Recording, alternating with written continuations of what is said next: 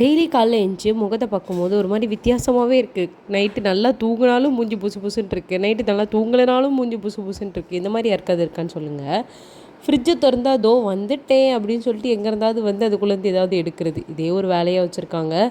வீட்டில் அரிசி மாவு தீர்ந்து போச்சா, நேற்று வந்து சப்பாத்தி பண்ணோம், இன்றைக்கி என்ன பண்ணுறதுன்னு யோசனையிலே வந்தேன். ஒரு பேக்கெட் நூடுல்ஸ் வாங்கிட்டு வந்திருந்தேன் இந்த மாதம் கிராசரிஸ் வாங்க போகும்போது.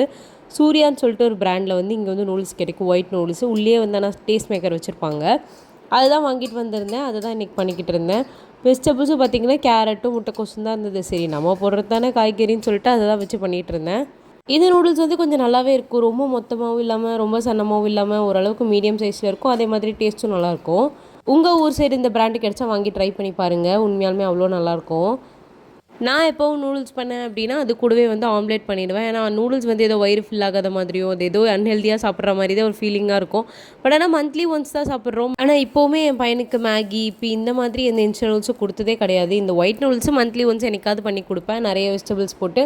இந்த நூடுல்ஸ் பார்த்தாலும் என்ன ஞாபகம் வருது அப்படின்னா, சின்ன வயசில் பாட்டி வீட்டுக்கு போனால் இந்த நூடுல்ஸ்லாம் கிடைக்கவே கிடைக்காது, ஏதாவது ஒரு கடையில் கிடைக்கும். அங்கே போய் தேடி கண்டுபிடிச்சி வாங்கிட்டு வந்து சாப்பிடுவோம். ஏன்னா அப்பா அம்மா வந்து திட்டுவாங்கள்ல, ஸோ பாட்டினா செஞ்சு கொடுத்துருவாங்கன்னு சொல்லி அந்த மாதிரிலாம் சாப்பிட்ட ஞாபகம் இருக்குது. அப்போது மேகிலாம் கிடைக்காது, இந்த மாதிரி ஒயிட் கலர் நூடுல்ஸ் கிடைக்கும், இல்லைனா வேறு ஏதாவது பிராண்டு தான் கிடைக்கும். அந்த மாதிரி தான் சாப்பிட்ட ஞாபகம். நீங்கள் இந்த மாதிரி பாட்டி வீட்டுக்கு போனால் அப்பா அம்மாவுக்கு தெரியாமல் என்ன வாங்கி சாப்பிடுவீங்கன்றதை மறக்காமல் ஷேர் பண்ணுங்கள். உங்கள் பிரேக்ஃபாஸ்ட்க்கு என்ன சாப்பிட்டீங்கன்றது மறக்காமல் கமெண்ட் பண்ணுங்கள். நாளைக்கு பார்க்கலாம், பாய்.